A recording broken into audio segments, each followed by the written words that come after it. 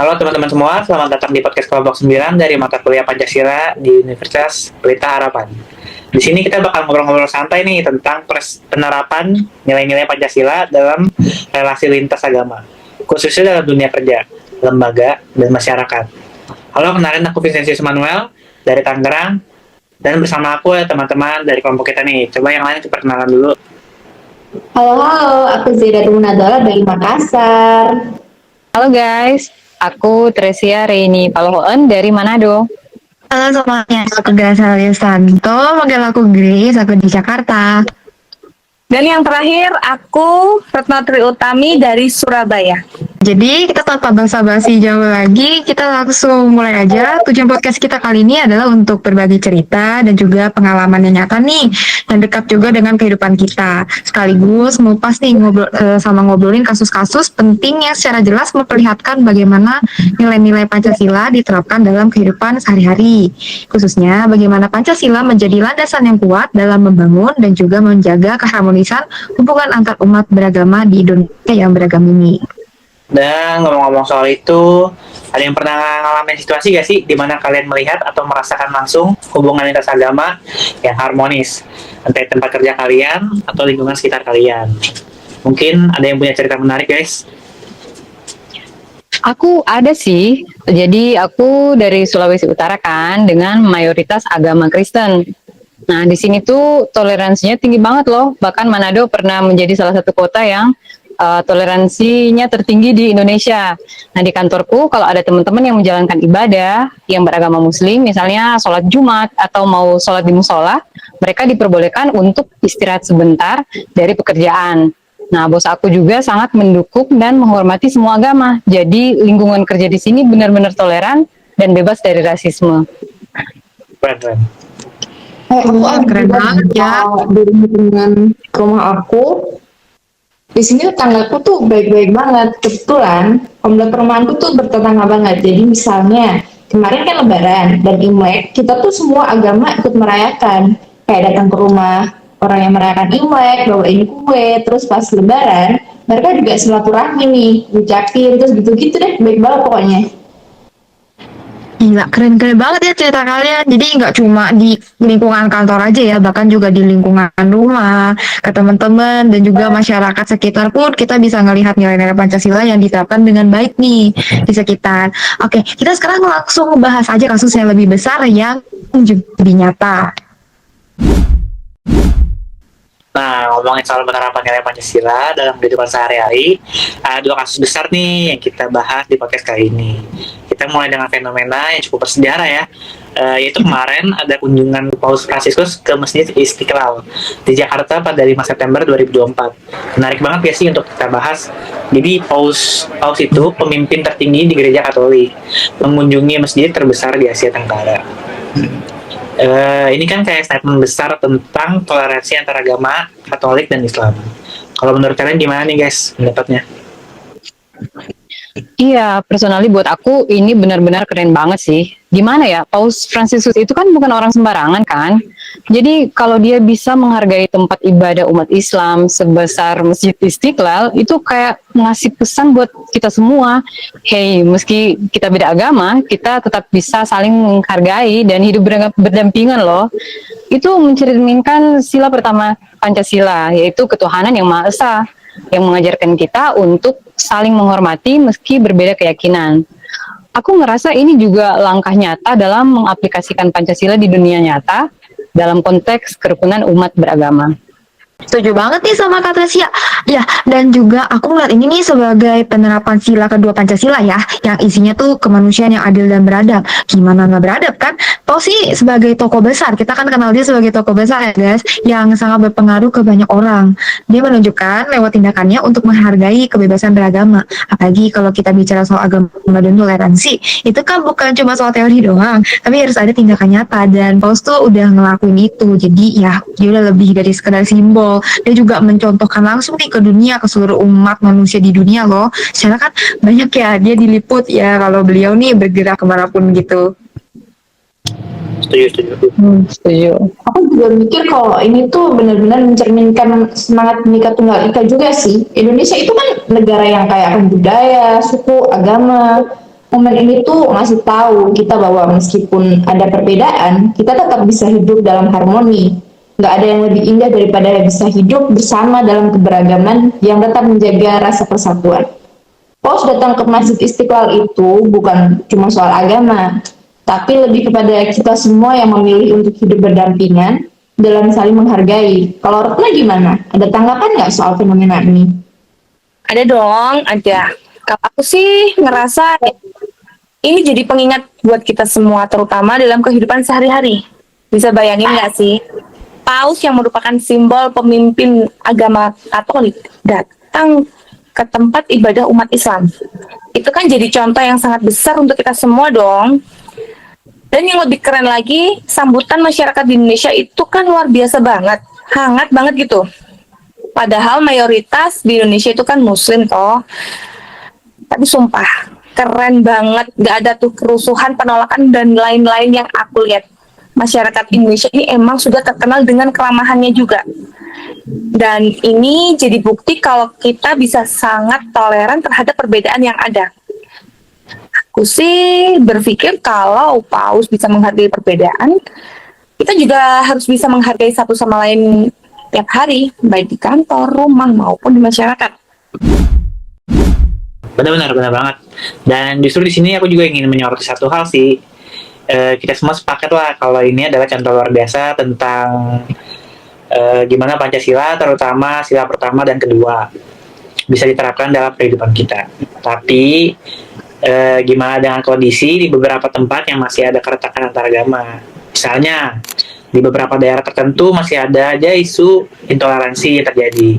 Nah, ini kan jadi tantangan besar ya untuk kita, nggak cuma untuk mengikuti contoh Paus Fransiskus, tapi juga untuk lebih memaksimalkan penerapan Pancasila secara nyata di masyarakat. Gimana, benar gak? Tapi kalau kita lihat dari sisi positifnya, momen seperti ini tuh bisa banget jadi pembelajaran buat kita. Aku sendiri sih pernah ngalamin fenomena serupa nih di kantor. Jadi di tempat kerja aku, meskipun banyak yang agamanya beda-beda, kita tuh saling menghormati waktu ibadah masing-masing. Bahkan kalau ada acara yang melibatkan agama yang berbeda, kita ini selalu mencoba untuk menghargai dan juga nyesuaiin jadwal. Menurutku ini itu secara langsung mencerminkan nilai Pancasila, terutama sila kedua yang mengajarkan kita untuk adil dan beradab dalam segala hal. Iya, aku juga berpikir kalau momen ini harusnya jadi pengingat buat kita semua, terutama generasi muda untuk terus menjaga semangat persatuan dan toleransi. Karena kalau bukan kita yang menjaga, siapa lagi? Apalagi di dunia yang semakin berkembang ini, interaksi antar agama dan budaya yang pastinya semakin intens. Jadi kita harus lebih bijak lah dalam merespon perbedaan, bukan malah membuatnya menjadi masalah. Bener banget. Makanya untuk kita yang ada di sini harus lebih sadar lagi kalau Pancasila itu bukan cuma untuk dipelajari, tapi juga untuk diterapkan di kehidupan sehari-hari. Kita perlu jadi contoh kecil yang bisa menunjukkan gimana kita menghargai perbedaan, sama seperti yang dilakukan oleh Paus Fransiskus. Dari pertemuan ini kita bisa belajar kalau kita bukan hanya dituntut untuk memahami perbedaan, tapi juga untuk menyatukan dalam harmoni.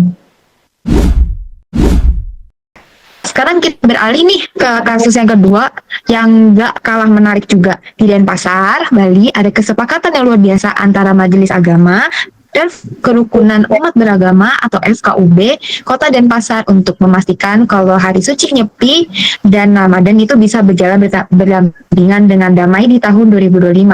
Menurut aku ini tuh benar-benar menunjukin bahwa penerapan nilai Pancasila dalam kehidupan sehari-hari ya. Kalau kalian gimana? Ada pendapat nggak? Sih, benar banget. Menurut aku ini kayak salah satu contoh keren tentang gimana kerukunan antar agama bisa terjadi dengan sangat baik ya. Jadi hari Nyepi yang merupakan hari suci bagi umat Hindu jatuh pada hari yang bersamaan dengan awal puasa Ramadan. Tapi yang menariknya, FKUB Kota Denpasar mengeluarkan seruan yang menghimbau umat Hindu dan Muslim untuk tetap saling menghormati hak beribadah masing-masing. Misalnya nih, umat Muslim diimbau untuk melaksanakan sholat tarawih di rumah atau masjid terdekat tanpa menggunakan pengeras suara. Iya betul, menurutku ini jelas banget menggambarkan penerapan sila kedua Pancasila, kemanusiaan yang adil dan beradab. Kita bisa lihat di fenomena ini ya teman-teman, umat Hindu dan Muslim di Bali yang punya perayaan hari raya berbeda, bisa menjaga rasa saling menghargai, saling memberi ruang buat ibadah, dan semuanya dilakukan dengan penuh kebersamaan dan toleransi yang tinggi. Ini juga penting banget buat kita yang hidup di dunia yang serba sibuk tapi penuh perbedaan. Tapi ada yang lebih keren lagi loh.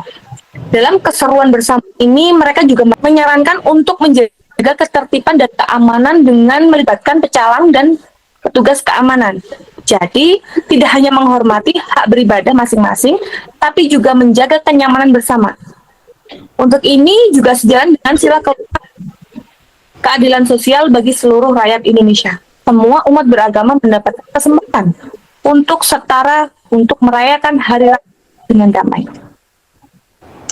Nah, setuju banget.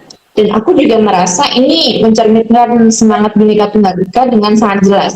Walaupun ada perbedaan agama, masyarakat Bali memilih untuk merayakan perbedaan itu dengan cara yang harmonis, penuh saling menghormati, dan tentunya menjaga persatuan. Ini tuh bukti nyata bahwa penerapan Pancasila itu nggak hanya bisa dibicarakan di ruang kelas atau seminar, tapi bisa langsung diimplementasikan dalam kehidupan sehari-hari, terutama di masyarakat yang penuh keberagaman seperti di Bali.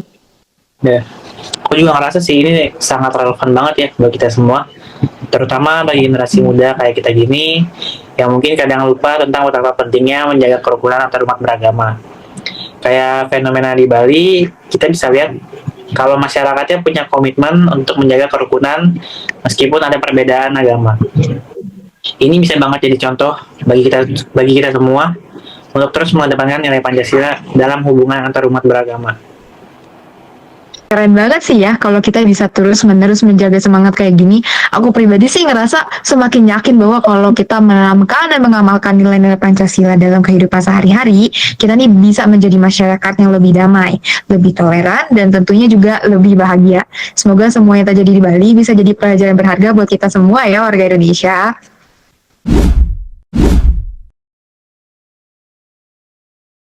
Oke, kita masuk ke kesimpulan ya guys. Dari dua kasus yang tadi kita bahas, kita bisa lihatlah betapa pentingnya penerapan nilai-nilai Pancasila dalam menjaga kerukunan dan keharmonisan antar umat beragama.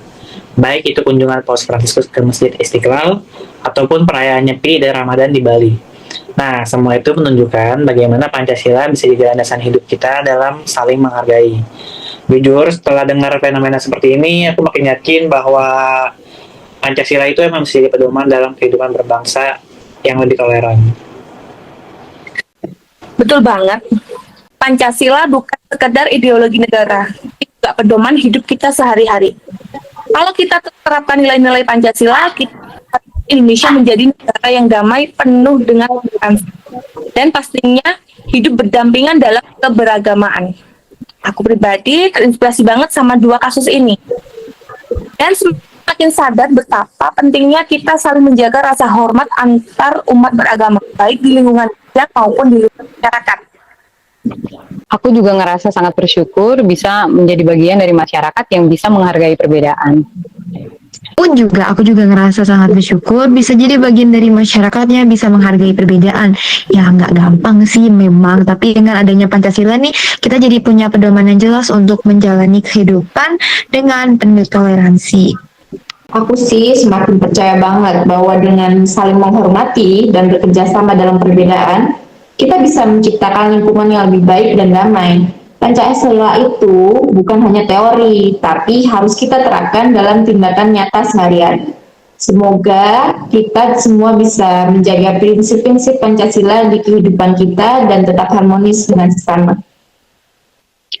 Amin. Semoga setelah mendengarkan podcast ini, kita semua bisa semakin terinspirasi untuk menjaga dan mengamalkan nilai-nilai Pancasila, khususnya dalam hubungan antar umat beragama, agar Indonesia tetap menjadi negara yang harmonis, penuh kedamaian, dan saling menghargai. Oke, sekian podcast dari kami, Kelompok 9. Terima kasih banyak sudah mendengarkan. Kami mohon maaf jika ada kata-kata yang salah atau kurang berkenan. Semoga apa yang kami sampaikan bermanfaat untuk kalian semua. Terima kasih dan sampai jumpa di podcast selanjutnya. Dadah.